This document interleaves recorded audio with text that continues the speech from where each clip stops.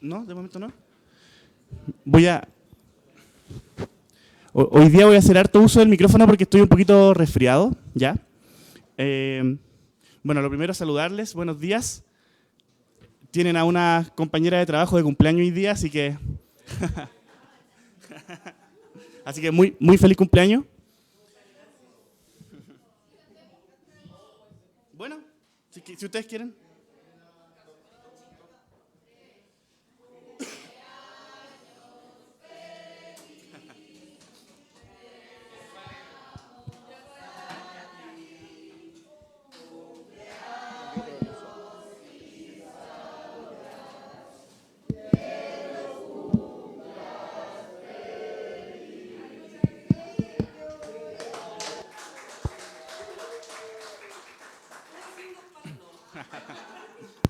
Qué bonito.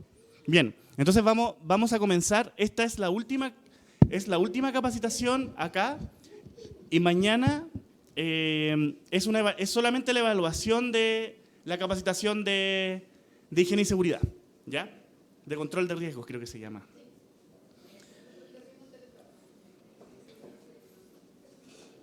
Ahí entiendo que está en la pantalla de allá también. Perfecto. Entonces, bueno, lo primero, comentarles que esta capacitación no tiene por objetivo ser una capacitación ni muy compleja, ni una capacitación muy larga realmente, pero sí es relevante desde la perspectiva de pensar que un servicio público quiere que las personas vayan a teletrabajar, ¿ya? Si se fijan hasta acá, hemos revisado conceptos de teletrabajo, hemos revisado cómo la superintendencia plantea el teletrabajo, algunas condiciones de seguridad de la información, de tecnologías de la información. Y esta es una capacitación que en realidad lo que busca es, dadas las herramientas que nosotros tenemos disponibles, cómo podemos hacer buen uso de ellas. Y esto en un contexto tanto de teletrabajo como en un contexto presencial. Eso es bien importante y obviamente vamos a conversar algunas cosas de por qué hacer énfasis en algo como esto y por qué esta es una buena oportunidad para revisar estas cosas de cara al teletrabajo que se viene, ¿ya?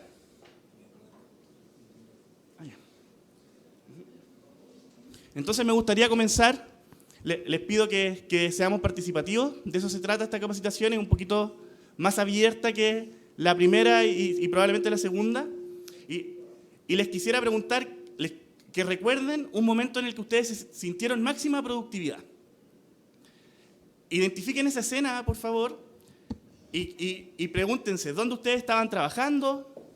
Pensemos si era la superintendencia o no, pensemos si era la oficina, si era en la casa, cómo eran las condiciones de la oficina, cómo eran las condiciones de la casa, con quiénes, qué tarea o actividad estaban haciendo en ese momento de máxima productividad, y cómo era la relación con sus compañeros, con sus compañeras, con su jefatura. Y coméntenme también en ese momento de máxima productividad qué emoción estaba presente. Entonces, les pido que puedan reflexionar sobre eso y nos puedan comentar en plenario alguna experiencia que hayan tenido en relación a alguna de las preguntas que están aquí.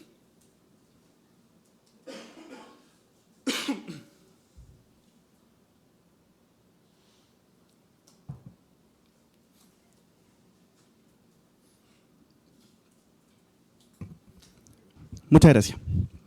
Disculpa, ¿tu nombre? Camila. Camila, muchas gracias. Generalmente no suelo ocupar audífonos para trabajar porque tengo que estar, no sé, o atenta, no sé, al equipo, si tocan el timbre. Pero recuerdo que mi momento de máxima productividad fue una vez que un día que no tenía reuniones, que eso ya me calmaba mucho la mente, y que me puse audífonos y estaba con la música y empecé a trabajar.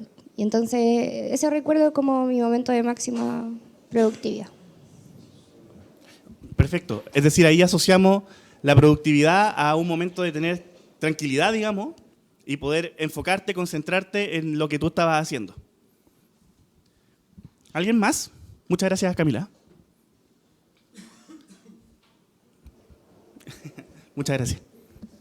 ¿Aló? ¿Sí? No. Ministerio del Medio Ambiente, año 2021, estábamos con teletrabajo. Mi compañero de puesto era mi pololo, nos respetábamos. No, sí, de verdad. No, pero productivo, que eso es lo bueno de llevarse mal, porque no te habláis, entonces bacán. Él estaba con sus audífonos, yo estaba con mis audífonos. Poca reunión. Yo entiendo que las reuniones son bien útiles en muchas ocasiones, pero el exceso también reporta cierto desgaste. Y algo muy bueno que tenía el ministerio era que eran reuniones súper acotadas. Y me acuerdo, no sé, como junio 2021, estábamos 100% con teletrabajo, y me acuerdo un día particular que yo estaba sacando convenios como enferma, a cada rato, y y eran como la 1 de la tarde, y fue como, "Oh, tengo mi pega al día". Y de hecho yo recuerdo ese día con hasta un poco de cariño. Esa es mi experiencia. Muchas gracias. Esa fue la emoción que te invadió. Sí, alegría. No sé qué tan bueno es ponerme alegre por la pega, pero sí, fue bacán. Buenísimo, muchas gracias. Y feliz cumpleaños de nuevo. ¿Alguien más que quiera compartir un momento de máxima productividad y nos cuenten en qué consistió, cómo se sintieron, con quiénes estaban, qué actividad estaban haciendo? Acá.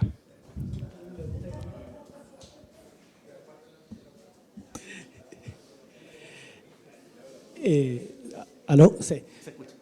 Yo recuerdo dos momentos específicos porque eran uno por el proceso de revocación de Puerto Varas que tienen que hacer la resolución final y un tema del Tribunal de Defensa de la Libre Competencia y tenía plazo y ahí en un caso me encerré en una oficina en la que ahora está la Fernanda y me quedé encerrado ahí 4 o 5 días y sin reuniones obviamente. Mi jefe me dijo no te va a pasar nada más, le avisó al resto no le pasen nada.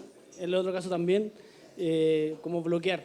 Y creo que y mucho silencio y tratar de estar solo en una cosa. También en los dos casos estuve solo dedicado a eso durante 4 días completos. Entonces era la única manera para alcanzar a hacer lo que tenía que hacer. ¿Me recuerdas tu nombre? Pablo. Pablo. Lo tenía, pero no quería decir Pablo si no estaba seguro. Guillermo, ¿verdad? Sí, Guillermo. Sí. En mi caso, yo en general, en un caso personal, yo tiendo a ser más productivo cuando estoy bajo presión. Entonces, cuando están embarradas y ahí algo pasa y tanto histérico, en general yo reacciono bastante bien. Y ahí como que me siento que estoy como en un ambiente que a mí me agrada, me siento mejor y termino a veces cansado, muy cansado y eso a mí me da satisfacción. ¿Ya? Es cuando corre una corrida, termina así rápido, eso es bueno. Que coincide con el día previo de vacaciones, que también siempre soy súper productivo, que es parecido a la presión también de no tener espacio para hacer cosas porque te vais. Claro. Eso me pasa. Muchísimas gracias, Guillermo, muchísimas gracias, Pablo. Es interesante lo que está ocurriendo acá. Pablo nos comentaba esta idea de me encerré en una oficina, silencio total, me focalicé solo en esa actividad y obtuve la máxima productividad. Y Guillermo nos dice, por otro lado, funciono trabajando bajo presión y ahí encuentro los momentos de máxima productividad. En mi caso, por ejemplo, me pasa algo parecido a Guillermo. Tengo una anécdota, estaba haciendo la tesis del magíster y estaba un poco atrasado y ocupé la semana del 18 para ponerme al día y fue una semana de mucha productividad y a partir de ahí logré ponerme al día y titularme a tiempo, digamos. Y recuerdo esa semana con harta alegría porque dije que bueno, me pude sacar esa presión, esa ansiedad de no tener el capítulo que tenía que tener escrito al momento en el que estaba en ese momento en el año, digamos. Entonces, hay una sensación de satisfacción, hay una sensación de felicidad. De hecho, acá nos comentaban en junio del 2021, es decir, puede llegar a ser tan significativo que nos acordamos hasta de las fechas, ¿ya? Entonces, muchas gracias a las personas que participaron. Entonces, ¿por qué es importante planificar el tiempo y la productividad personal? ¿Ya? Nosotros nos tocó en el Centro de Sistemas Públicos, el 2021 nos ganamos un fondo de ANID COVID para estudiar el teletrabajo en tiempos de pandemia. Y fue bien interesante estudiar cuáles eran los efectos que el teletrabajo tenía en la salud. Y por supuesto algunos determinantes que marcaban esos efectos. Entonces, habían 3 grandes variables dentro de la salud. Por un lado, la parte física, hablamos de síntomas musculoesqueléticos, síntomas que pueden ser dolorosos. Entonces preguntaban, me acuerdo, en la primera capacitación, ¿qué pasa si tengo una silla con respaldo pero no es la silla de la oficina? Bueno, probablemente vas a poder teletrabajar, pero probablemente también vas a tener problemas de espalda después. Temas de ergonomía que son bien relevantes. Y temas de microclima. Así como cuando llueve o hay mucho sol, nos afecta nuestra productividad, nos afecta nuestra salud, el microclima también afecta. Si nosotros estamos trabajando en nuestra casa con las cortinas cerradas, o el espacio no está ordenado, o la luz no es la ideal, o las pantallas están muy oscuras, ese microclima que se genera en ese momento también puede generar problemas de salud física, ¿ya? Por otro lado, también hay problemas o efectos, más que problemas, efectos del teletrabajo en cuestiones psicológicas. Entonces hablamos de estrés, de depresión, de sentimientos de aislamiento, cosas de esto ya lo habíamos hablado al principio y es bien relevante esta idea de, y lo vamos a estar conversando acá también, las interacciones mediante plataformas virtuales, cómo organizamos nuestro día para tener esos instantes de productividad máxima y por otro lado también asistir a reuniones, por ejemplo. Muchas veces nos ocurre que las reuniones nos cortan el día, entonces eso puede ser una distracción a las cosas que estamos haciendo, pero también son relevantes para cuidar aspectos que tienen que ver con esto. Y por otro lado también hábitos de vida saludable, ¿ya? Que no es menor. Hay cuestiones de actividad física, cuestiones de nutrición, hay uso de sustancias, por ejemplo, hay personas que estando en teletrabajo fuman menos que estando en la oficina, o al revés, por dar un ejemplo, o temas de problemas con el alcohol, pueden surgir varios temas, ¿ya? De hecho, ocurrió en pandemia, esto era bastante normal, porque estábamos todos los días en la casa, y muchas personas buscaron una forma de salir de eso, de esas preocupaciones. Recordemos también que estábamos en un ambiente de harta incertidumbre, mediante el uso de sustancias, ¿ya? Entonces, no es menor. Y por otro lado también, es muy relevante la calidad del sueño. Muy relevante. Si bien nosotros, de nuevo, estamos hablando de temas de condiciones laborales, estamos hablando de teletrabajo, hay que pensar en las condiciones en la casa, pero hablando de teletrabajo incluso vamos a llegar a un punto en el que nos vamos a preocupar también de la calidad del sueño. Eso es muy relevante, ¿ya? Y hay algunos determinantes, obviamente, que de alguna manera median estos efectos que yo les estoy mencionando, como el género, como el alcance del teletrabajo.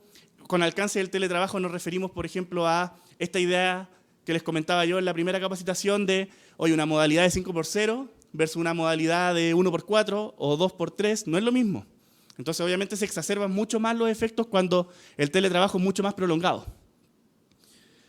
Las características de la tarea, si necesitamos estar 5 horas de la jornada laboral frente a la pantalla del computador haciendo un informe, porque es urgente y no tenemos esas pausas activas, probablemente vamos a tener algunos problemas también.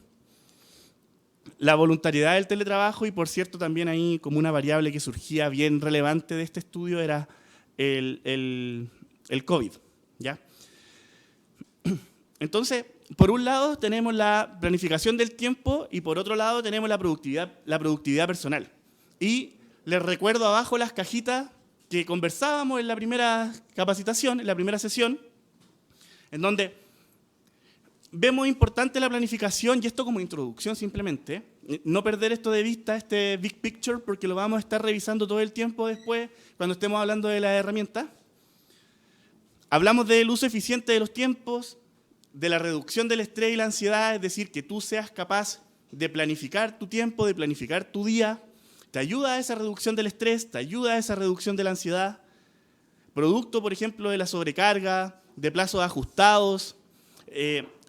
No es menos cierto, lo decía Guillermo, lo decía yo mismo, trabajar bajo presión muchas veces nos ayuda a sacar adelante esos productos, pero no por eso no tenemos que estar planificando nuestro día, nuestra semana. Eso es relevante. Evitar de todas maneras la procrastinación, lo vamos a ver también. Por supuesto que planificar los tiempos nos ayuda a balancear mejor nuestra vida personal con la laboral. Aquí estamos en una instancia laboral, pero por cierto que lo laboral influye en lo personal. Y yo me atrevería a decir que lo personal es mucho más importante en ese sentido. Entonces es relevante cuidarse también. Y el logro de objetivos. Y por otro lado tenemos el tema de la productividad personal. Mejorar la calidad del trabajo, haciendo una planificación. Hay desarrollo personal, por cierto. satisfacción y sentido de logro. No es menor, acá recién hablábamos de estos sentimientos de alegría, de satisfacción por cumplir el objetivo. Momentos de muy buena productividad nos ayudan porque vamos resolviendo temas que tenemos que ir resolviendo durante la semana y después nos vamos sintiendo más ligeros con el trabajo. Aumento de la autonomía, por cierto, es decir, si somos capaces de planificar nuestros tiempos y nuestro trabajo. Por cierto que vamos a necesitar menos interacciones con contraparte, probablemente, con la jefatura. Hacer más con menos. Acá hablamos de optimización de recursos, hacer más con menos. Y, por cierto, también adaptabilidad. Y hablábamos de adaptabilidad en la primera sesión cuando hablábamos de la autogestión, de la proactividad, de adaptarnos a estos ambientes cambiantes en teletrabajo, que a lo mejor nuestra jefatura nos pide tener que venir, o nos quedamos sin internet o sin luz en nuestro hogar y tenemos que venir a la oficina. Bueno, tenemos que tener esa capacidad de adaptación y esa flexibilidad en el fondo. Pero por sobre todo también, y algo que yo les mencionaba que quiero reforzar acá, y es que de alguna manera el teletrabajo, esto ya lo dije, pero lo quiero reforzar, insisto con eso. El teletrabajo es una innovación, no solo en esta institución, sino que en el sector público en general. Se está avanzando, uno podrá estar más o menos de acuerdo con el plan que se está llevando, pero se está llevando un plan, y en ese sentido entonces es importante que nosotras como teletrabajadores, teletrabajadoras, de alguna manera también entendamos ese marco general y sepamos ser flexibles, sepamos adaptarnos, tener aprendizaje, ir anotando cosas que en la próxima vuelta, cuando más personas a la superintendencia entren, ya tengamos esos aprendizajes adquiridos de alguna manera. Entonces acá hay una reflexión personal, acá no les voy a pedir que interactúen, pero quedémonos con esto. En mi día laboral, ¿utilizo alguna herramienta para gestionar mis actividades? Básicamente acá sí, no. Pero si su respuesta es afirmativa, ¿cuál herramienta utiliza? Por ejemplo, una planilla Excel, un texto en Word, un texto en OneNote, Redmine, por ejemplo.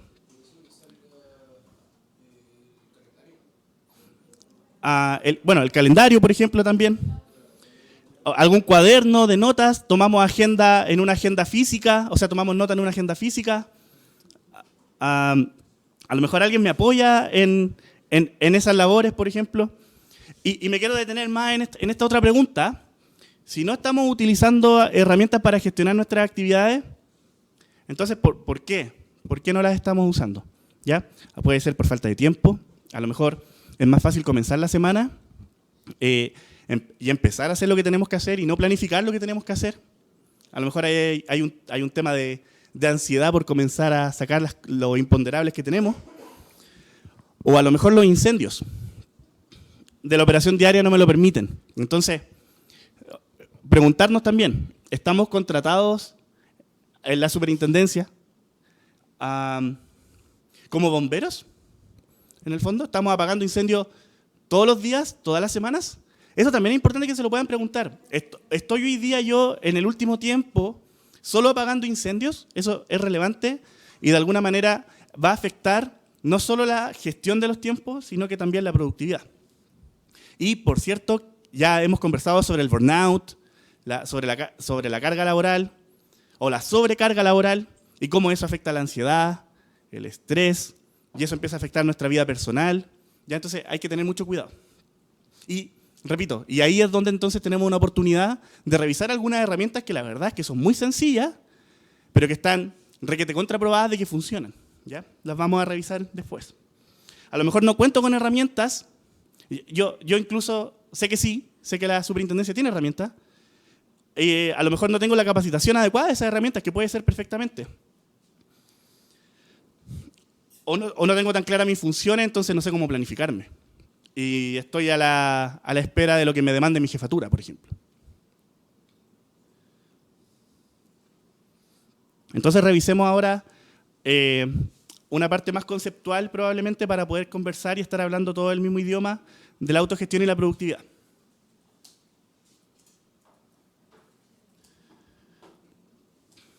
Primero, ¿qué vamos a entender por autogestión? Lo vamos a entender como capacidad para administrar y realizar el trabajo de manera autónoma, sin una guía constante, y esto es bien relevante, implica ser responsable de planificar, organizar y ejecutar su trabajo de manera efectiva, establecer prioridades y mantener comunicación regular con su equipo y jefatura directa. Acá hay varios conceptos que son bien relevantes. Primero, esta noción de ser responsables con nuestra planificación, nuestra organización, nuestras formas de ejecutar el trabajo y este cambio de paradigma que conversábamos de esta lógica de pasar de la supervisión presencial a la confianza con la jefatura y los compañeros. De hecho, ayer Fabián decía, oye, una muy buena forma para establecer diálogo, para establecer comunicación es buenos días por Team y nos vemos mañana al final de la jornada. ¿Ya? Entonces, eso que es algo que se está pidiendo institucionalmente que se haga como una buena práctica, puede terminar instaurándose como un hábito. Vamos a conversar de los hábitos también, muy brevemente, por cierto. Y nos va a ayudar a planificar no solo el trabajo personal, sino que el trabajo grupal. La autogestión no solo afecta el trabajo personal, sino que también el trabajo en equipo. Y hablamos de cuestiones como, y ahí está en el esquema, gestión del tiempo, automotivación, desarrollo personal.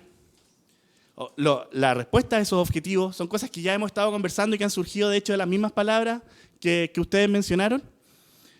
Hablamos, por cierto, de la toma de decisiones, bien relevante, la parte de la gestión de la toma de decisiones en los proyectos, en las tareas, en las actividades que nosotros estemos desarrollando. Manejo del estrés, adaptabilidad, es decir, la autogestión envuelve varias cosas. Y por cierto que esta autogestión nos lleva a esa productividad.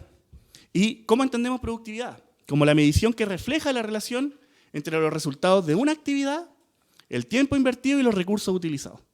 Ojalá, lo vamos a ver después, se llama regla de Pareto o regla 80-20. Ojalá el 20% del tiempo haga el 80% de los resultados. Y expresa la correspondencia entre el trabajo y el producto final. Entonces, es interesante preguntarnos también qué tan productivos estamos siendo, es decir, cuántos productos estamos haciendo en cuánto tiempo. Y no tiene que ver, esta reflexión no tiene que ver con si nos lo van a medir o no nos lo van a medir. Es más bien entender cómo estamos haciendo nuestro trabajo y qué cosas de ahí pueden ser perfectibles, qué cosas podemos mejorar. Entonces, de alguna manera la forma en la que utilizas el tiempo te define, ¿ya? Hacerse bueno en algo es una actividad que requiere tiempo. Entonces, lo importante es saber en qué nos estamos haciendo buenos. Esta idea de la utilización del tiempo es una idea bien compleja, y con complejidad me refiero a que hay un montón de factores que la están afectando. Yo me acuerdo hay un capítulo de un libro bien famoso que se llama Las 10.000 horas, no sé si ustedes lo conocen, que dice o hace relación a que cuando una persona hace una actividad por 10.000 horas se vuelve experta en esa actividad. Entonces, ¿perdón? No, sí sé. Ya voy, digamos. Entonces, ese fue un texto muy famoso y después llegaron a desmitificarlo, ¿ya? Y nos decía, y empezaron a decir, oye, esto de las 10.000 horas para volvernos expertos no es real. Porque el factor de hacernos buenos en lo que hacemos está mediado y determinado por una serie de factores que están incidiendo en cómo es nuestra calidad de vida, cuáles son las tareas que nosotros desarrollamos, en qué nos estamos focalizando, por cierto. Nosotros no podemos focalizarnos solo en una actividad, aunque en muchas ocasiones es deseable. Entonces, hay un reflejo de prioridades, hay un reflejo de hábitos y rutinas, hay un tema de crecimiento personal, de relaciones, por cierto que es de salud y bienestar. Entonces, esto es bien relevante desde esa perspectiva, ¿ya? Les quiero preguntar a ustedes qué entienden por procrastinación y el uso del tiempo. Ahí pueden levantar la mano y Tomás les va a llevar el micrófono. ¿Qué entendemos por procrastinación? Muchas gracias. La procrastinación es dejar para el último aquellas actividades que son menos satisfactorias para uno. Perfecto, muchísimas gracias. ¿Alguien más que tenga algún concepto de la procrastinación?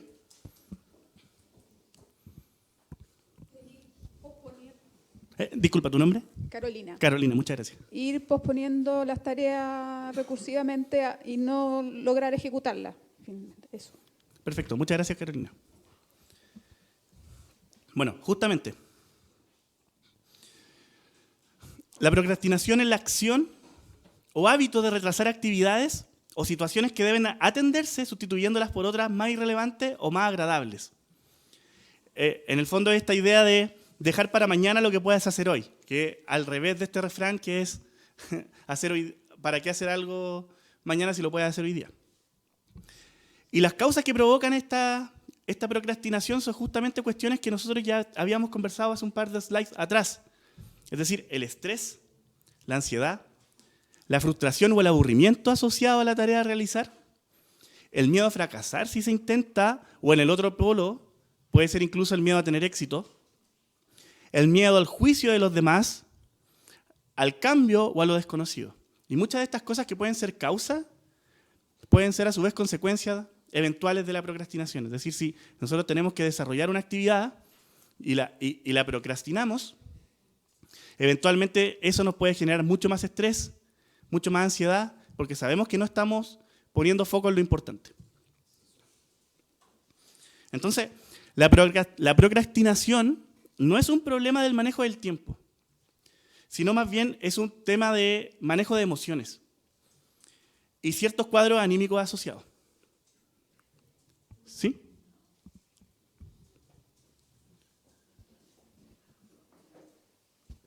En este caso no son aquellas actividades que por tiempo uno sabe, ya la tengo, a mí me pasa, tengo que entregar algo el 30 de septiembre y salen 20.000 cosas entre medio y ya tengo tiempo, y ahí el 28 la empiezo a hacer, pero la termino.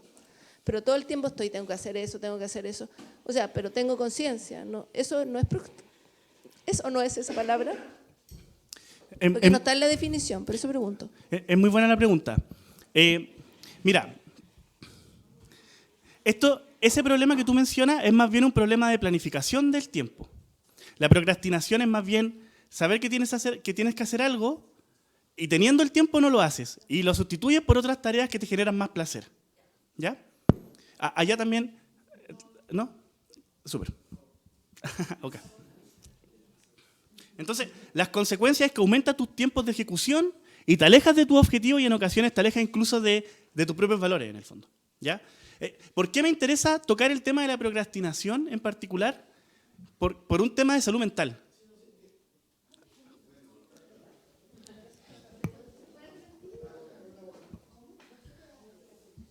Disculpa, yo sé que me dijiste tu nombre, pero lo olvidé. Juan Carlos. Juan Carlos. Pero tiene que ver también con la carga laboral, porque para procrastinar hay que tener tiempo. ¿Dijiste para procrastinar tienes que tener tiempo? Tienes que tener tiempo libre, o si no... Claro, no, está bien. Quería saber si había escuchado bien nomás. Sí. Sí, porque si no tengo tiempo libre no estoy procrastinando, estoy cambiando el orden de nomás, pero... Exacto, es justamente la misma pregunta. Sí, eso es relevante. Por eso yo digo acá, la procrastinación no es un problema de manejo del tiempo. La procrastinación es teniendo el tiempo para hacer lo que tenemos que hacer, probablemente porque es una actividad que nos desagrada o por alguna razón nos genera ansiedad, no la hacemos y hacemos cosas más placenteras. Que no necesariamente están relacionadas con lo laboral. No es que cambiamos una actividad laboral por otra laboral, cambiamos la actividad laboral por un video de YouTube, por decir algo. ¿Ya? Entonces, tiene que ver con eso igual. Y, sí.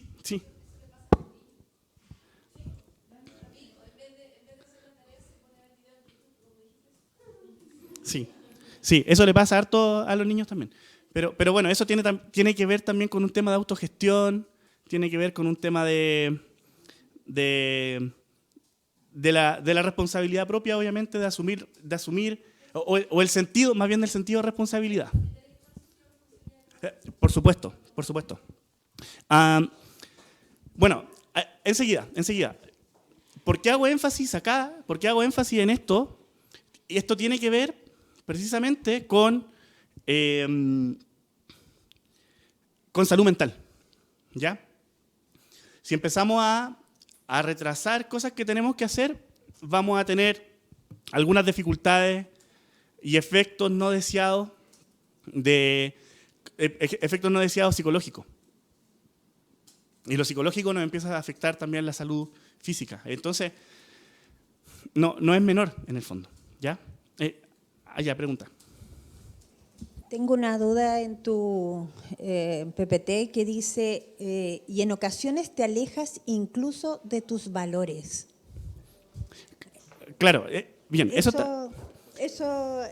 No, es que lo que pasa es que la disminución de la procrastinación es a través de la planificación y ponerse metas reales. Y eso a un procrastinador, como mis hijos, les ayuda.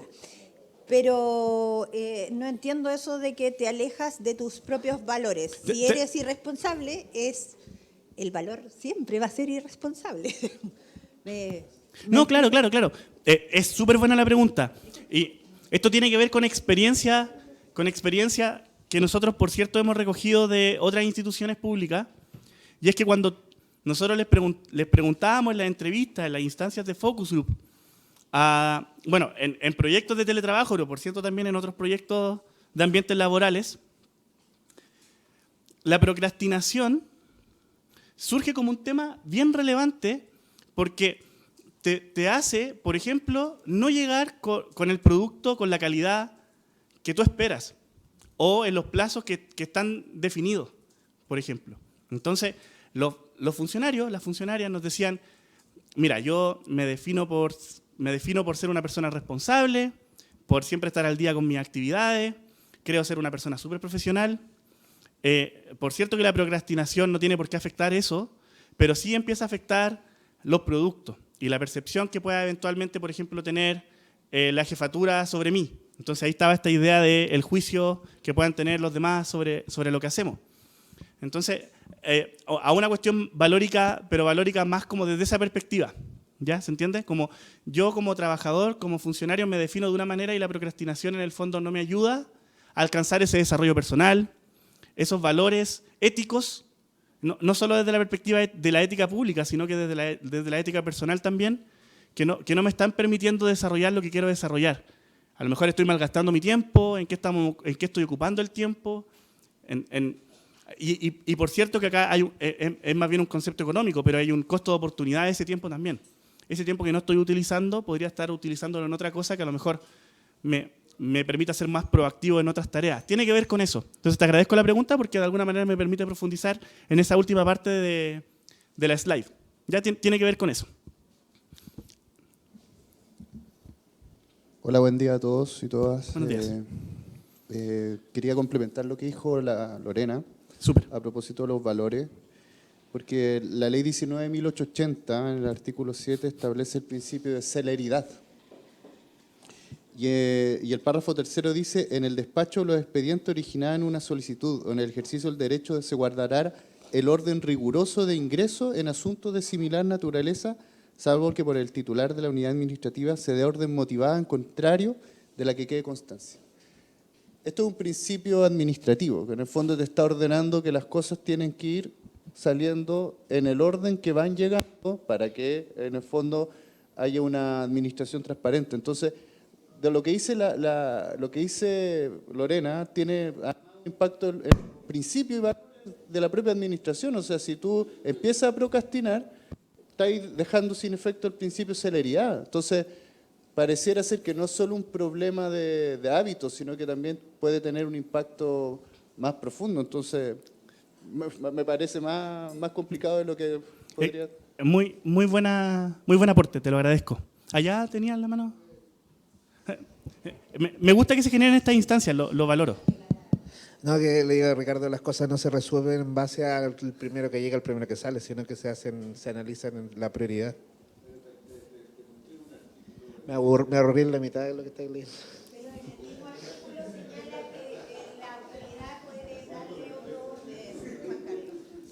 Ahí Lorena decía que en el mismo artículo se señala que a esa prioridad se le puede dar otro orden, pero ahí, Juan Carlos, lo que me interesa es que nos quedemos con el fondo de lo que estaba diciendo ahí tu compañero, en el fondo, que tiene que ver con esta idea de...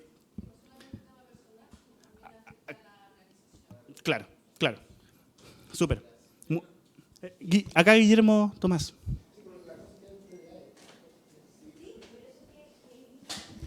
Guillermo. Sobre este tema, no sé si hay también algún análisis o un foco en la administración, o sea, quienes gestionan el recurso humano en el sentido de derivarlo a proyectos atractivos, interesantes, existiendo esa posibilidad y no teniéndolo aislado, haciendo pegas que a veces lo que sacan el trote, el provecho, y no sacan lo mejor de ellos, sino que sacan lo peor, que es el aburrimiento, el hastío de estar haciendo un trabajo que puede ser muy interesante, o tener un equipo que puede dar más en el fondo. Hasta donde también es responsabilidad de la administración. Ese es un súper buen punto, y yo creo que es un desafío que se nos plantea a nosotros también al momento de hacer la capacitación a las jefaturas, por cierto, y en conversaciones que sigamos teniendo en adelante con ustedes para avanzar en el proyecto de teletrabajo. Son cuestiones que tienen que estar en consideración de todas maneras. Sí, un súper buen punto. Bien. Hay un video acá, este video dura 14 minutos, no lo vamos a ver, ¿ya? Pero les dejo el código QR con el link. Bueno, vienen otros videos después, ¿eh? No sé si estaban diciendo, porque lo querían ver. Pero esta es una charla TED que les recomiendo harto. ¿Qué pasa? Y se llama ¿Qué pasa dentro de la mente de un procrastinador? Está en inglés, el idioma original, pero también está esta que les comparto acá en el link del código QR, que la pongo acá porque se la recomiendo que la vean, que está en español.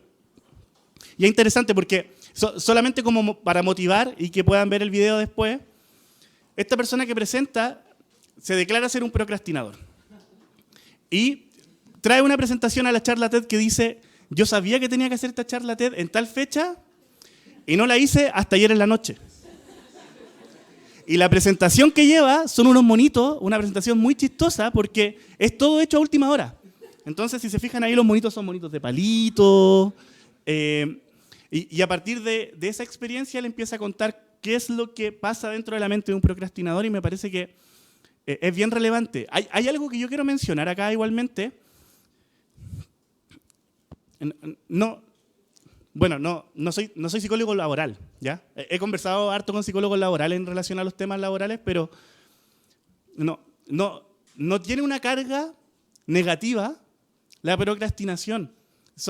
Muchas veces la mayoría de las personas pasan por ciclos de mayor y de menor productividad.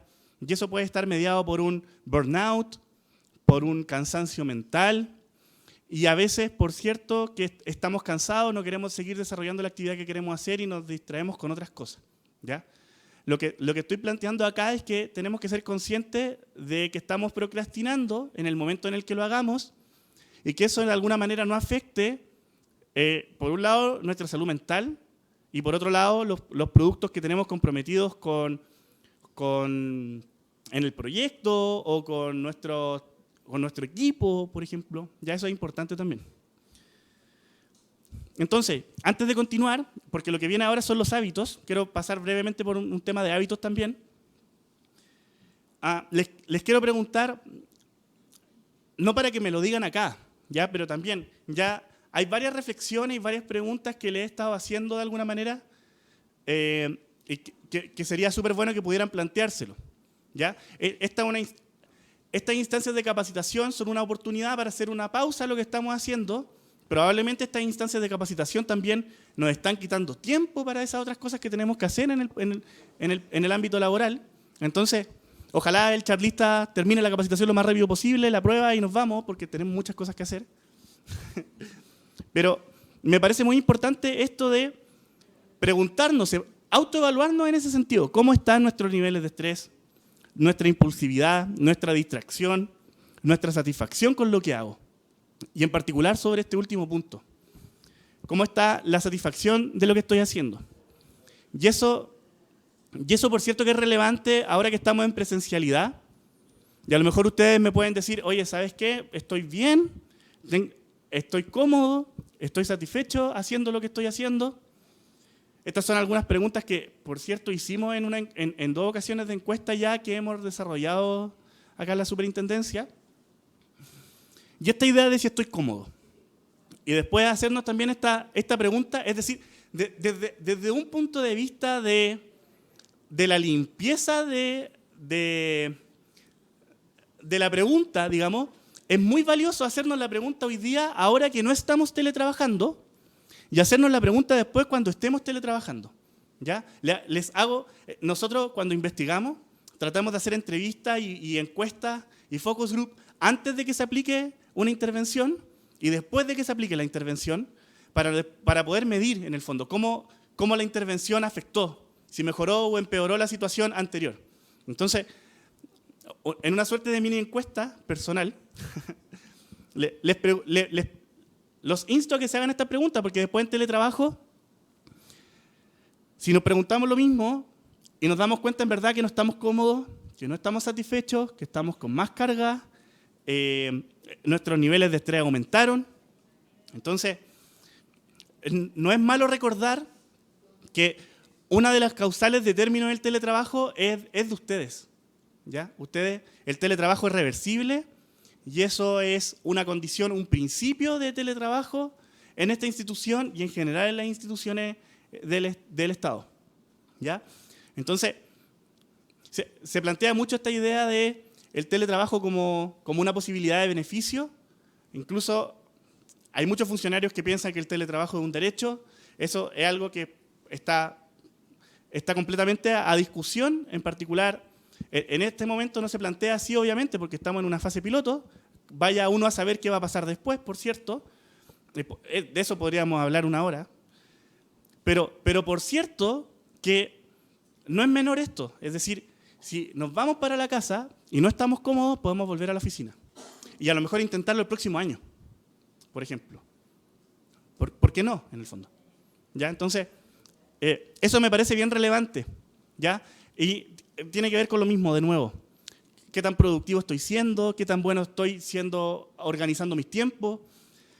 Hay muchas personas que tienen posibilidad de ingresar al teletrabajo y no lo hacen porque la oficina les separa los espacios perfectamente.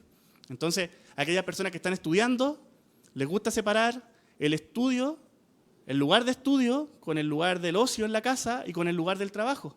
Y muchas veces, y pasó en pandemia, el teletrabajo hace que el ocio, el trabajo y en este caso el estudio, en el ejemplo que estoy dando, sea el mismo lugar. ¿Ya? Entonces eso de alguna manera también va cansando. Así que no olvidar eso, tiene que ver con eso también. ¿Ya? Voy a pasar muy brevemente por esto. Estamos hablando de autogestionar nuestro tiempo, estamos hablando de cómo podemos mejorar nuestra productividad. Terminando los hábitos vamos a entrar a las herramientas, pero yo acá puedo mostrarles 1000 herramientas, probablemente ustedes conozcan la gran mayoría y más, pero si no tenemos el hábito no va a servir de nada. Entonces por eso quiero hacer una introducción cortita. Sí, obvio, Juan Carlos. Me tiene atravesado la definición de productividad porque como tú la planteas no es lo mismo que como lo veo yo. Entonces, no sé si la planteas. Pero coméntame cómo lo ves. Yo acá planteo Lo que pasa es que para mí productividad es generar valor, para empezar. Y la mayoría de las cosas que hacemos no generan tanto valor, pero es trabajo que hay que hacer igual nomás. Entonces, pega nomás. O sea, si ando resolviendo notificaciones, valor nulo prácticamente. En cambio, me da más valor cerrar una fiscalización. Pero Juan Carlos, yo no descartaría esa definición que perfectamente puede complementar. Lo que pasa es que recién cuando preguntaste por productividad, cuando se sintieron más productivos, varios plantearon, incluido tú, aquellos momentos donde con mucho estrés resolvieron algo que era como apagar un incendio. Para mí eso no es productivo. Si quieres nos puedes compartir lo que sería. Lo dije antes. Ah, ya, pero claro, cuando yo hice la pregunta al principio de momento de máxima productividad, las personas son libres de decir en qué momento fueron más productivos y surgió eso como...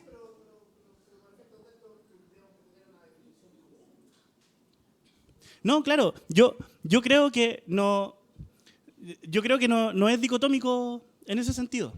Me parece que es súper valioso lo que tú estás mencionando y de alguna manera nutre la conversación que estamos teniendo, que tiene que ver con una definición súper estándar de cómo entendemos la productividad, que básicamente es sacar productos, sacar las tareas adelante. Pero claro, está todo este concepto del valor de lo que estamos haciendo, que por supuesto que no es menor. Me parece que es súper bueno el punto que tú estás haciendo, Juan Carlos. Bien, entonces, volviendo al tema de los hábitos, aquí sí hay un video, esperemos que funcione bien, lo estuvimos probando. Este video es cortito, dura 3 minutos.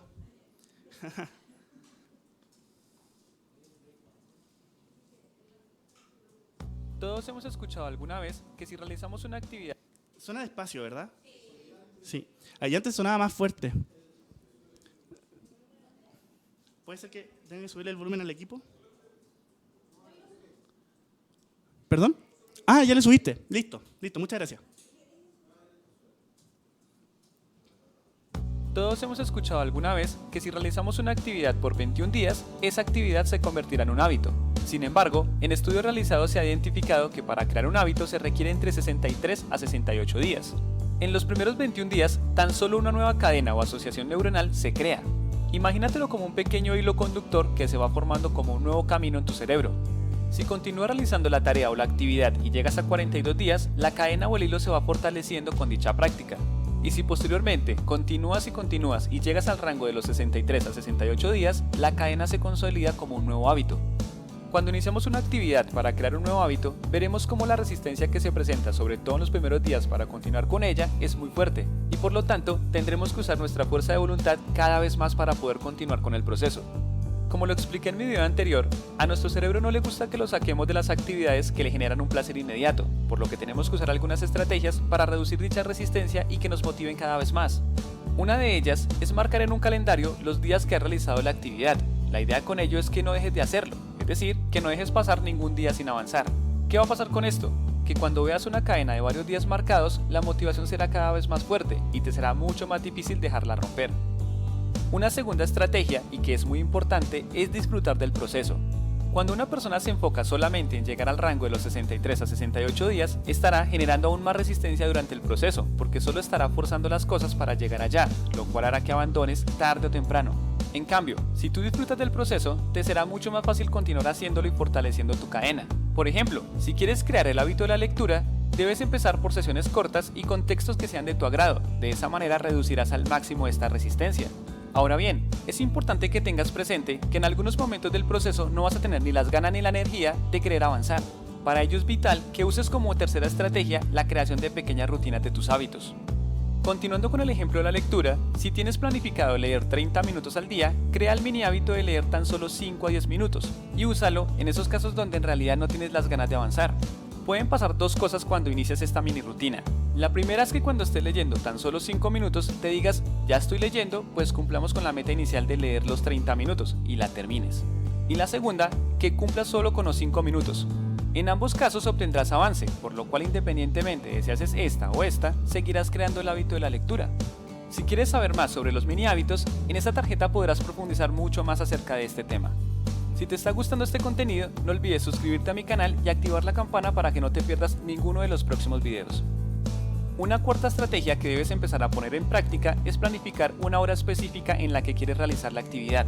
Usualmente, cuando empezamos algo que queremos hacer, cometemos el error de no establecer horarios y simplemente el tiempo se va sin que cumplamos el objetivo. Establece un horario dependiendo de tus necesidades y apóyalo con un recordatorio que te indique que es hora de empezar. Simplemente debes dejar de hacer lo que estabas haciendo y comenzar con tu actividad. A este recordatorio se le conoce como señal, la señal de tomar acción. Una quinta estrategia que puedes implementar es darte pequeñas recompensas. Este es un punto muy importante, ya que aquí se crea una asociación entre dicha recompensa y el trabajo efectuado. Cada día después de haber completado tu actividad, premiate con algo que te gusta hacer. Puede ser jugar un videojuego, ver algunas series o simplemente descansar. Esto con el paso del tiempo irá reduciendo la resistencia que se presenta al inicio de nuestro proceso de la creación de un nuevo hábito. Es importante que te enfoques en crear un hábito a la vez y que siempre inicies con cosas pequeñas para posteriormente ir generando pequeños incrementos conforme mejor te vayas sintiendo. En el próximo video te mostraré cómo puedes cambiar hábitos y comportamiento negativo. Bien, hasta ahí el video. Ahí suscríbanse. No.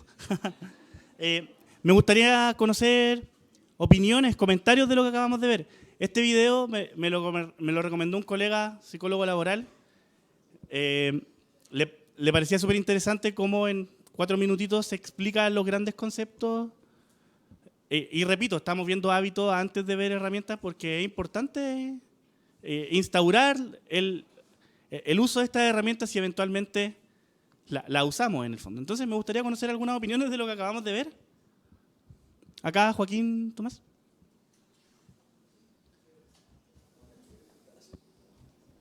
¿Aló? Sí. Bueno, a mí me hizo bastante sentido el video. En general, en particular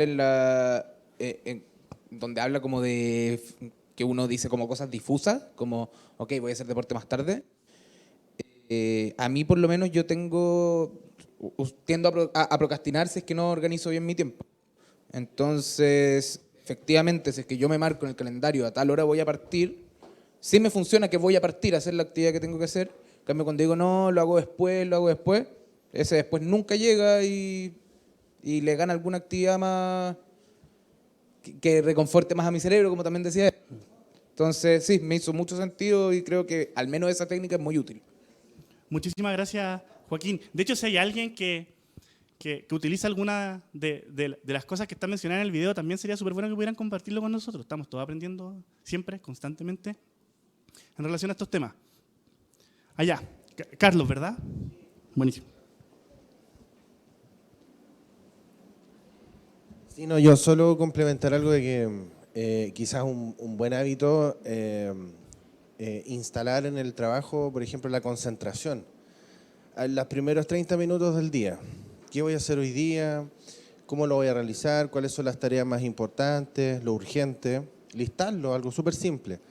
Más allá de tener unas herramientas o algo por el estilo, se puede hacer en el mismo cuaderno también. Creo que ese es un buen hábito también para poder planificar el día.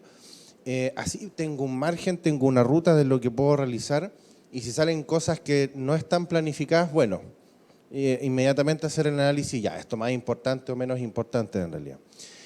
Y comentar algo, una observación delante de lo que decía la productividad de Juan Carlos, que encuentro que es muy interesante lo que mencionó, es que la productividad, quizás por un lado, en términos más fríos, por decirlo así, es número. Pero efectivamente hay otras cosas que generan mucho valor, como por ejemplo, una persona que incentiva a otra y la empuja, en el buen sentido, la empuja a que termine su tarea y la termina. Entonces estamos hablando de repente de un rol que empuja a otra, empuja masas y eso se va contagiando. Eso también creo que igual genera valor. Y así sucesivamente. En realidad creo que hay otras herramientas que también, más adelante en otros estudios, sobre todo ustedes como Centro de Sistemas Públicos, se podrían incorporar a esta sumatoria o como un parámetro a la productividad. No tan solo en términos de números, porque muchas veces los números son un poco engañosos en realidad. Como dijo alguien por ahí, existe la estadística, las mentiras, las grandes mentiras y las estadísticas, ¿no? Buena, muchas gracias.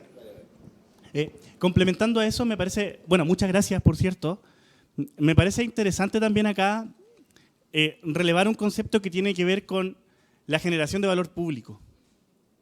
Y el valor público como eso que, como funcionarios públicos, generamos como un adicional de cara a ese valor que le estamos entregando a la ciudadanía, por cierto. ¿Ya? ¿Alguien más que tenga alguna reacción a este video? Les prometo, tengo uno más, cortito. ¿Te gustó este video? Que es mini hábitos. ¿Ya? También es un video muy cortito. Lo vamos a ver. Este es el último video que tengo acá, pero también súper bueno para profundizar en un punto que se habló en el video. Crear un nuevo hábito tiende a ser una tarea muy difícil de mantener, debido a que caemos en el error de realizar cambios muy grandes en nuestros estilos de vida. Cuando no estamos acostumbrados a realizar algo y de golpe implementamos grandes cambios, posiblemente realizaremos estos un par de días, pero con el tiempo iremos cediendo, lo cual terminará en dejar los cambios que nos propusimos. Ejemplo, cuando una persona sedentaria, aquella persona que no realiza actividad física frecuentemente, se propone como meta realizar 1 hora diaria de ejercicio 6 días a la semana, posiblemente su impulso lo lleve a realizar unos días dicha actividad, pero con el pasar de unos días o unas semanas dejará de realizar estas actividades. La solución para este tipo de problemas son los mini hábitos. Un mini hábito, como su nombre lo indica, es una versión más pequeña de tu hábito general. La clave de este es dar pequeños pasos que requieran poco tiempo y esfuerzo. Por ejemplo, en lugar de decir que vamos a realizar ejercicio durante 1 hora, 6 días a la semana, tu mini hábito sería realizar 5 minutos de ejercicio diarios. Y si este aún te parece difícil de mantener, puedes hacerlo aún más pequeño, realizar 10 sentadillas diarias. Esto es algo que te tomará tal vez unos 30 segundos y muy poco esfuerzo. La importancia de esto viene en la repetición constante, es decir, repetición diaria.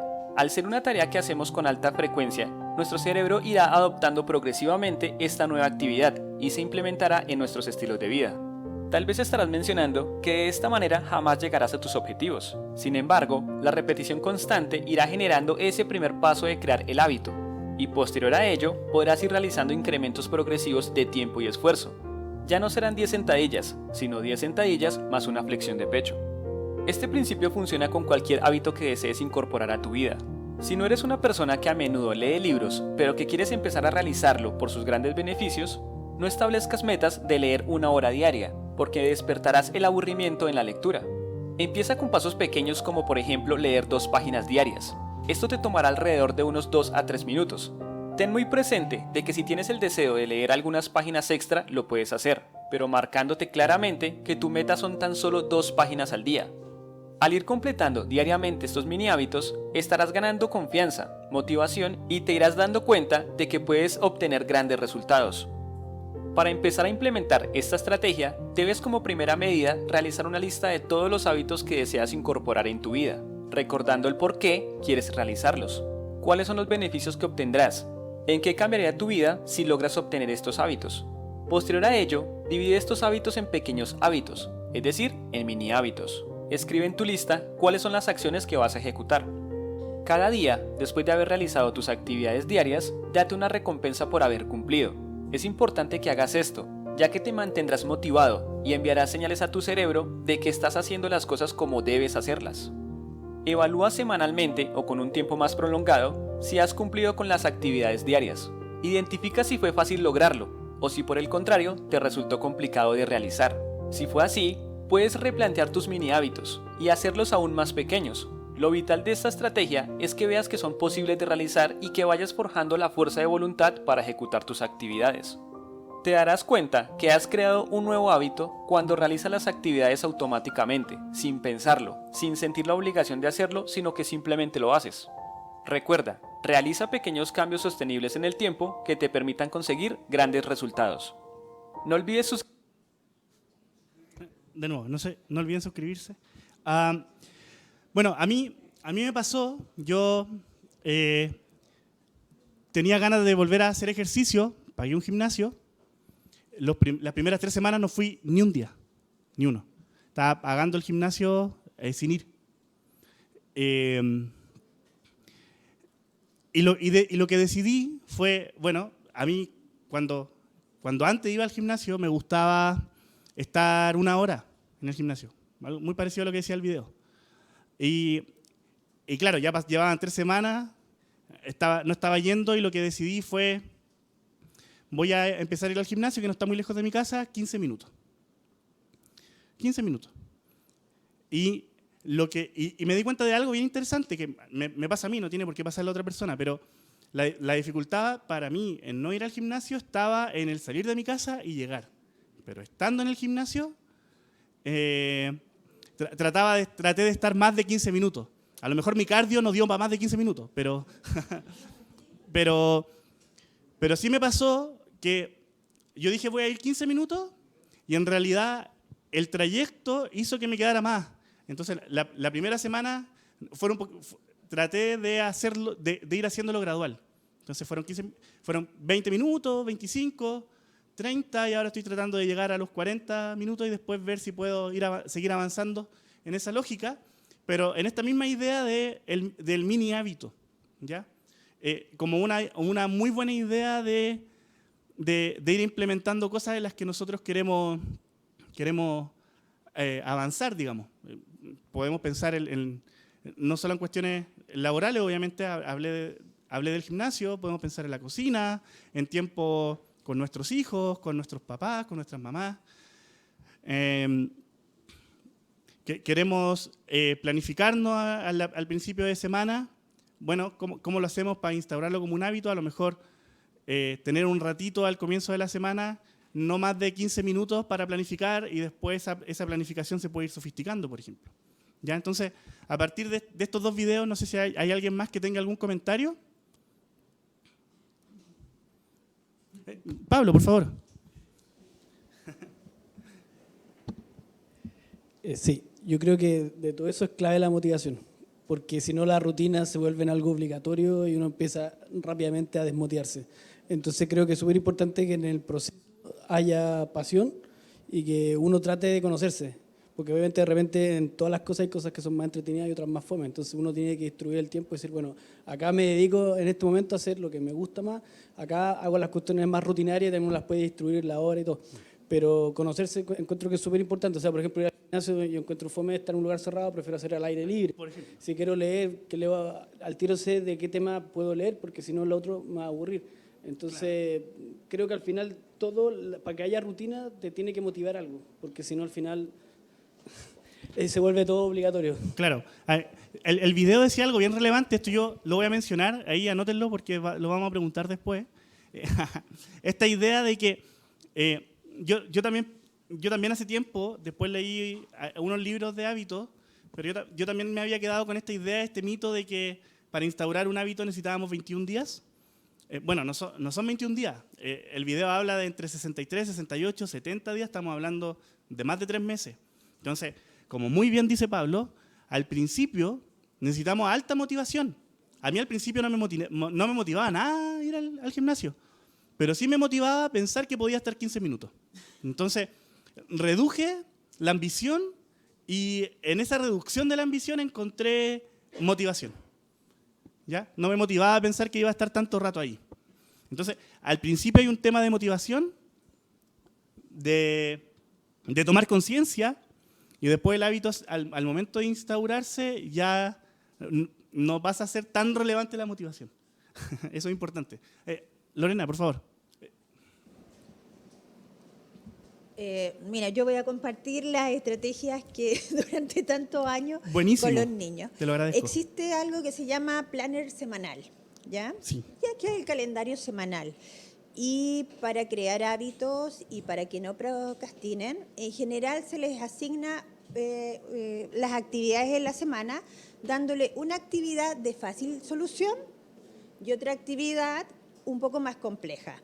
Si nosotros nos llevamos esa misma técnica al trabajo, en términos de oficios, por ejemplo, en un día tú te pones una meta de un oficio de fácil resolución y uno de difícil resolución. ¿Qué es lo que pasa cuando nos estresamos y procrastinamos como mi querido Guillermo?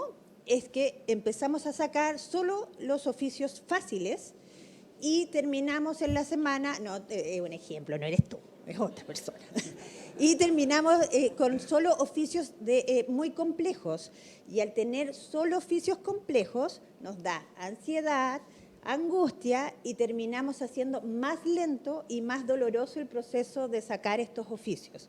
¿Y qué es lo que pasa? Es que al final terminamos pateando más aún estos oficios y los miramos un poco, después no más rato y así sucesivamente. Por eso que cuando uno hace este planner semanal tiene que ser grande o relativamente grande para ir viendo cómo tú vas logrando esa meta. Por último, sacando estos oficios pequeños, tú vas diciendo, ya, es uno menos. Y eso incentiva a tener al día tus pendientes. Buenísimo, muchas gracias. Muchas gracias por... ¿Dijiste, Lorena, que eso lo aplicabas con tus hijos? Y contigo. Perfecto. Qué buena idea. Juan Carlos, por favor. Me parece súper interesante que podamos compartir estas buenas prácticas. No, sin violencia. La técnica de que haga lo que quiera, pero después no se queje. Que haga lo que quiera, pero después no se queje.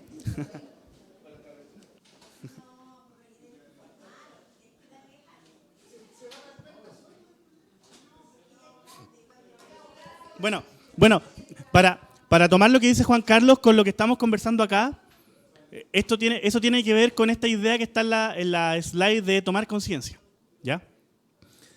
Y la motivación, y por cierto el plan de acción, y estos 6, no son pasos en realidad, estos 6 puntos relevantes, por cierto que ayudan a eso, ¿ya? Está esta lógica de la sustitución, es decir, hay algo que nosotros estamos haciendo que queremos cambiar por esta instauración del hábito, y la frecuencia y la repetición son clave. Entonces, vamos a revisar ahora, por un lado, herramientas de gestión del tiempo y por otro lado, herramientas de productividad. Como les dije al principio, son herramientas sencillas, no porque hablemos de herramienta o método, estamos hablando de una cuestión muy compleja, de hecho al revés, mientras más simple, mejor.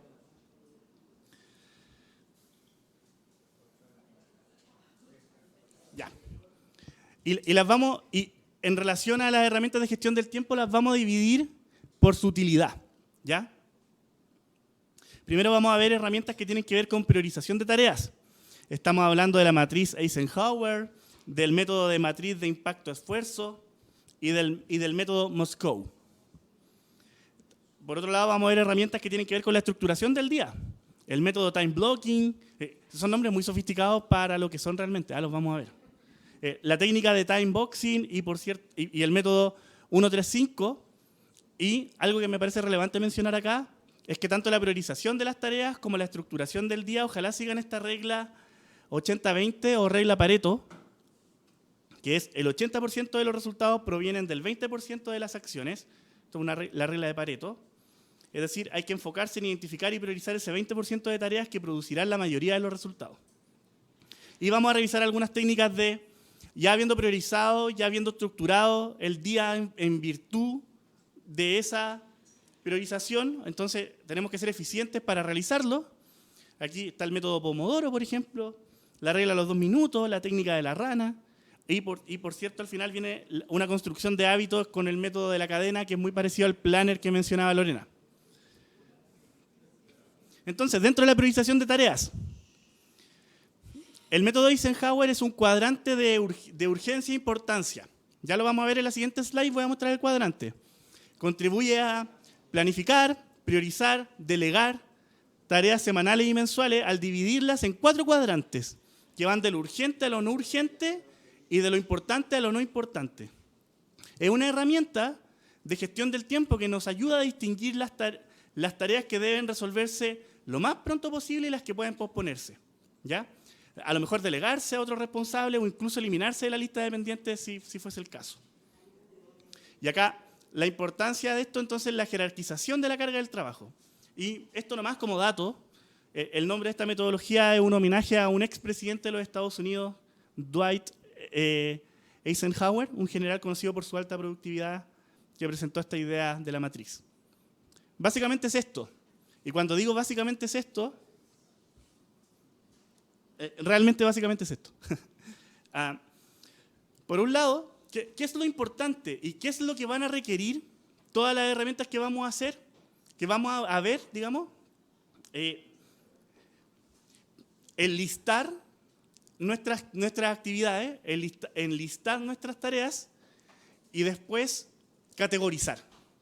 Es decir, por un lado en el cuadrante rojo tenemos lo importante y lo urgente, y eso hay que hacerlo ahora ya, tiene que ser resuelto de inmediato, y son críticas para el desarrollo de tu día y tienen plazos inminentes. ¿Ya? Entonces, nosotros enlistamos nuestra lista de qué hacer y las vamos clasificando. Por otro lado está lo importante pero que no es urgente. Y esto, por cierto, que es algo que probablemente se pueda programar para después, pero que son esenciales para conseguir los objetivos. Y estamos hablando de mediano o de largo plazo. Objetivos al fin de la semana, objetivos a 2 semanas o incluso mensuales. La técnica Eisenhower habla de delegar. ¿Ya? Al tiro, déjame terminar acá la idea y lo vemos al tiro. Habla de delegar, pero no en un sentido como de yo tengo la jerarquía para poder delegar las responsabilidades, que no tiene que ver necesariamente con eso. Si es posible, es decir, estamos en el cuadrante de lo que no es importante pero urgente, si es posible tratemos de delegar, de solicitar ayuda, de automatizar si se puede automatizar, o de colaborar si se puede colaborar para sacar adelante eso urgente que no es tan relevante, y que por cierto requieren de nuestra atención inmediata y que a menudo, por ejemplo, pueden ser interrupciones. Estamos trabajando en un informe y llega un colega a nuestra jefatura o cuestiones que no necesariamente tienen que ver con lo laboral y necesitamos atenderlo en ese momento. ¿Ya? Y por último está lo no urgente y lo no importante. Y acá hablamos de evitar gastar tiempo en estas cosas. Probablemente muchas de ellas sean tareas que tenemos que realizar. Ojalá realizarlas en el tiempo libre. O si no, ver la posibilidad de eliminar incluso alguna de esas tareas. ¿Ya? Estamos hablando acá en un cuadrante de cosas que no son importantes y que tampoco son urgentes. Y cuando menciono que el método de Eisenhower es literalmente esto, vamos a ver después, por ejemplo, ustedes en OneNote pueden hacer un checklist y enlistar sus tareas, lo vamos a ver en un videito cortito, de hecho, de 1 minuto, en donde ustedes después, en un Excel, por ejemplo, o en un Word, o incluso en su calendario, en la planificación de sus calendarios laborales, pueden hacer algo de esta naturaleza. Entonces, reserva los bloques del hacer, reserva los bloques de lo que el método de Eisenhower se llama delegar, en virtud de la priorización de lo importante y de lo urgente. Ahí había una consulta.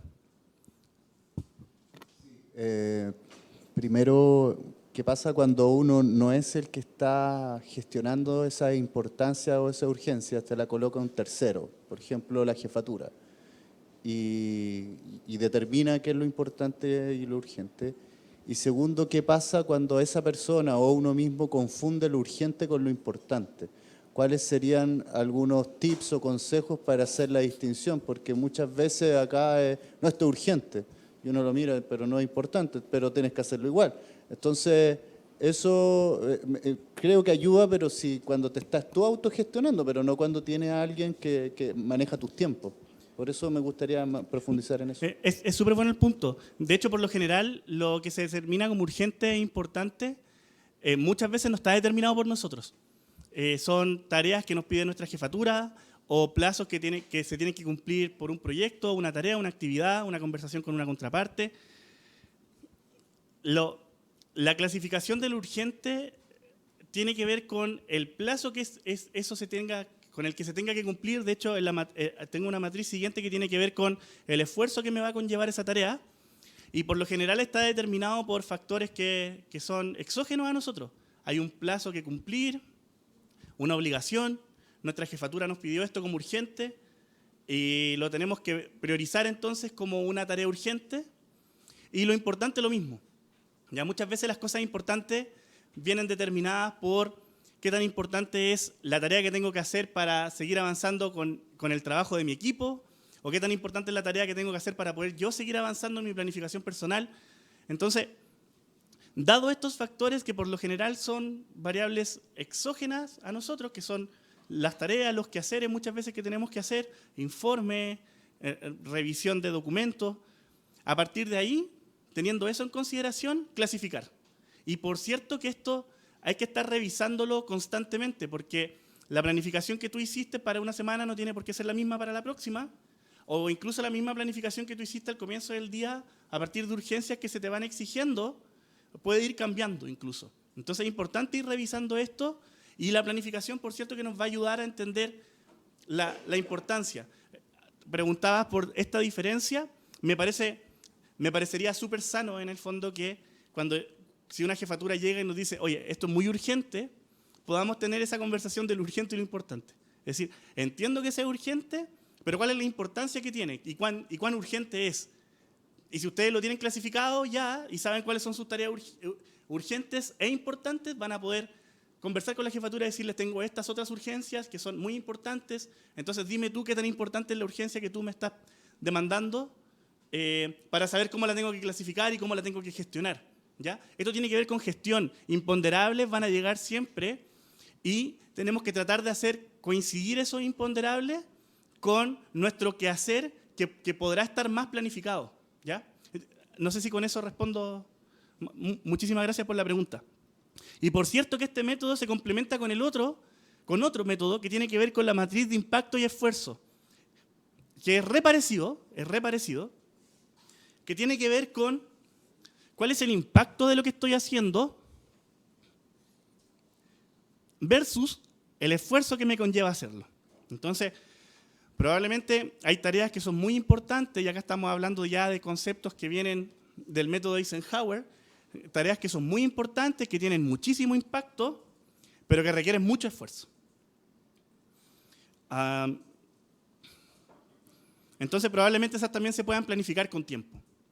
Y ahí nosotros sabremos que acá en esta cajita se llama grandes proyectos y me estoy refiriendo a la caja amarilla. Haciendo esta priorización de tareas sabremos si es una tarea con mayor o menor urgencia, con mayor o menor importancia, pero que puede tener un gran impacto. A lo mejor, de hecho, voy a plantearle la siguiente situación. Puede ser que una tarea no sea importante, pero sí puede tener un impacto esa tarea en lo que estamos trabajando con el equipo. Entonces, a lo mejor para mí no es tan relevante, pero hacer eso cataliza el resto del trabajo del equipo, por ejemplo. Están esperando de nosotros una presentación que la tiene que revisar otro colega, la tenemos que ver en la reunión. Tal vez para nosotros armar esa presentación no es tan relevante, no es tan importante, pero sí eventualmente puede tener un alto impacto a nivel grupal. Entonces, también es importante saber jugar con estas variables que les estoy mencionando. Y por otro lado, el mejor de los mundos, digamos, estamos generando harto impacto a menor esfuerzo, y por eso hablaba yo de la regla de Pareto, o esta regla de 80-20. Tratemos de identificar aquellas tareas que requieren menos esfuerzo, que podamos sacar más rápido y que pueden ser más o menos importantes o con más o menos impacto. Hay actividades menores, por cierto, que tienen poco impacto y poco esfuerzo, pero hay otras que por lo general son las catalizadoras de la procrastinación, que era algo que estábamos conversando recién, que son tareas que requieren mucho esfuerzo y tienen poco impacto. Y hablamos ahí de tareas ingratas, como dice esta matriz de impacto de esfuerzo. Tomás, allá micrófono. Gracias. Sí, quería hacer un comentario más que sí, nada. Por favor. Cuando hablamos de equipo, es súper importante mencionar que no solamente el equipo de tu misma unidad o división, sino también del equipo que está haciendo esta tarea o esta gran tarea, digamos, que está vinculada. Y yo creo que aquí tenemos varios instrumentos que nos ayudan bastante, porque tenemos dos tipos, que son los proyectos, que varios de nosotros participamos en proyectos, y también los procesos, digamos. Y más que el proceso en grande en sí, te ayuda el instrumento que el subproceso SGP que te ayuda, y si es que no hay, bueno, el otro mecanismo que usemos, y ahí uno sabe lo que viene después. En el proyecto también, pues uno sabe qué tareas vienen después, porque de que yo haga esta viene la otra. Hay flujos de trabajo. Claro, hay flujos de trabajo definidos, entonces el impacto para mí puede ser, no importa, que si yo me demoro más, pero, pero esto tiene mi plazo son 10 días, pero el del otro pasa bastante, porque se van atrasando, da lo mismo, antes que yo, después que yo, o uno mismo, uno hace atrasar la tarea global y les vas dejando muy poquito tiempo a los que van quedando al final. Entonces también eso hay que tenerlo presente cuando uno hace estas reflexiones de qué es importante o no importante. Oye, muy buen punto el que acabas de mencionar. Yo lo mencioné en la primera sesión. Un hallazgo interesante que surgió del estudio del teletrabajo en otros servicios fue esta idea, y la voy a repetir, es muy pertinente acá, esta idea de cómo los no teletrabajadores son empáticos con los teletrabajadores y cómo los teletrabajadores son empáticos con los no teletrabajadores. Entonces, parte de esa priorización de tareas, estamos todavía hablando de la priorización de tareas, clasificando, encasillando nuestras tareas, no las estamos ejecutando, de hecho. Cómo esa jerarquización, clasificación, priorización afecta el trabajo de los demás y en las horas en las que las estoy haciendo. Entonces, si vemos que un colega tiene que empezar a trabajar en la otra parte del flujo del diagrama de proceso y le enviamos el correo muy tarde, vamos a estar rompiendo su conciliación y su derecho a desconexión. Y al revés también, obviamente. Sí, al final todo esto tiene que ver con colaboración. Juan Carlos, ahí no está Tomás.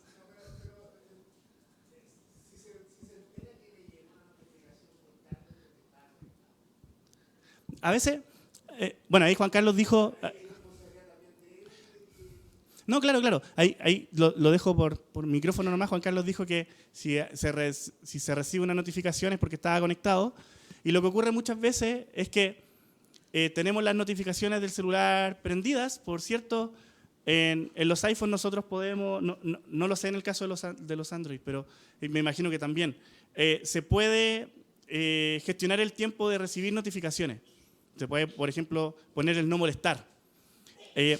Pero a veces ocurre que estamos revisando el WhatsApp y llega un correo y es una expresión que no queremos. Esto no lo digo yo, en el fondo. Esto es lo que surge de las conversaciones que teníamos con los funcionarios y funcionarias. Y me parece súper relevante lo que se comenta acá, por cierto. Está el método Moscow. El nombre Moscow es un acrónimo que se deriva de las primeras letras de las 4 categorías de priorización que utiliza el must have, el should have, could have y won't have. ¿Ya? Es decir, lo que debo tener, lo que debería tener, lo que podría tener y lo que no quiero tener. Básicamente eso es. Es especialmente útil cuando se tiene un alcance limitado de tiempo o recursos y se necesita tomar decisiones claras sobre dónde enfocar los esfuerzos. Es una herramienta muy simple también, pero efectiva para garantizar que se cumplan las necesidades esenciales. ¿Ya? Entonces, de nuevo, acá hablamos de cajitas, columnas de un Excel. De hecho, bueno, después voy a mostrar unos pantallazos de ejemplo en cosas como el Redmine, en donde se pueden hacer, no específicamente esto, pero que por cierto pueden ayudar a colaborar en proyectos. Entonces, yo les comenté al principio, se comienzan identificando todas las tareas que se deben considerar para la actividad, para el proyecto, para lo que estamos haciendo, para esa tarea específica del flujo de trabajo, y se clasifican en 4 categorías. Por cierto que es importante acá tratar de hacer Claro, pero que esto ya no tiene que ver con importancia y urgencia, sino que tiene que ver con otra forma de clasificar o priorizar las tareas, que tiene que ver con cuáles son aquellas actividades para desarrollar ese proyecto o esa actividad de ese proyecto que debo hacer, que debo tener resueltas, o cuáles son algunas que debería tener resueltas, cuáles son algunas que podría tener resueltas. Por ejemplo, el podría tener es deseable, pero no tan importante como el debería tenerlas, y el que no tiene un impacto real. ¿Ya? Entonces, en las primeras tareas hay un 60% del esfuerzo total, dice este método, como una aproximación, y en las primeras 2 debiera centrarse gran parte de ese esfuerzo. Y esto, por cierto, que va en orden de importancia, y en eso sí se parece mucho al método Eisenhower. Obviamente la importancia va decreciente a decreciente, ¿ya? Esto también es, si a lo mejor no nos acomoda tanto plantearlo en 4 categorías, podríamos plantearlo en cosas que debería tener, cosas que debería hacer, y ahí hay un poco del tema de la gestión de los tiempos, ¿ya?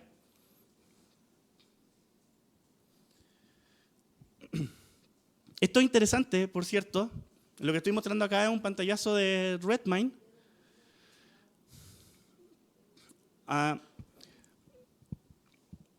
Y lo que nosotros tenemos acá es cómo yo puedo ir guardando a mí mismo actividades o tareas que yo después, por ejemplo, acá dice asignado a yo mismo, voy a ir resolviendo. Entonces acá yo le puedo asignar una fecha de inicio, una fecha de fin, y puedo poner la descripción, el asunto. Por cierto que esto se puede hacer en el Outlook Calendar, en un Google Calendar se puede hacer. Y me parece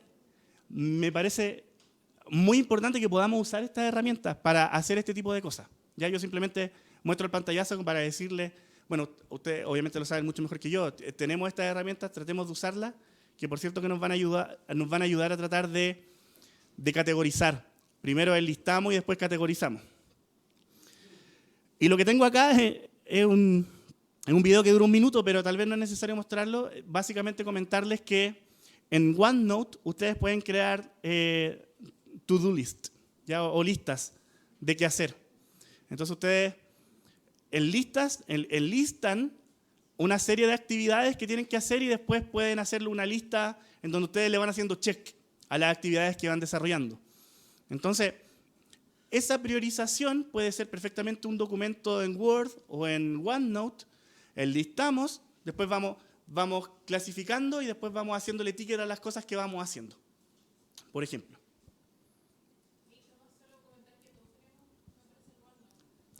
Sí, yo entiendo que en la institución todos tienen OneNote.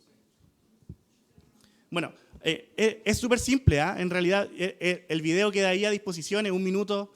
Básicamente te muestran que puedes subir fotos, grabar audios, enlistar, escribir. ¿Ah? ¿Sí? Bueno, dura 1 minuto, veámoslo.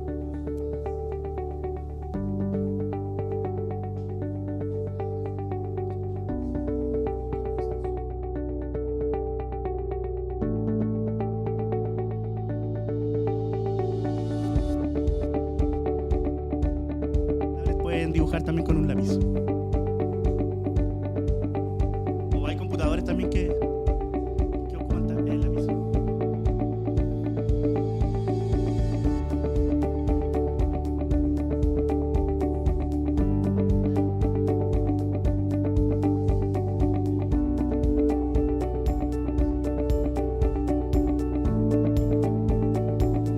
Get the car washed, if the place is open.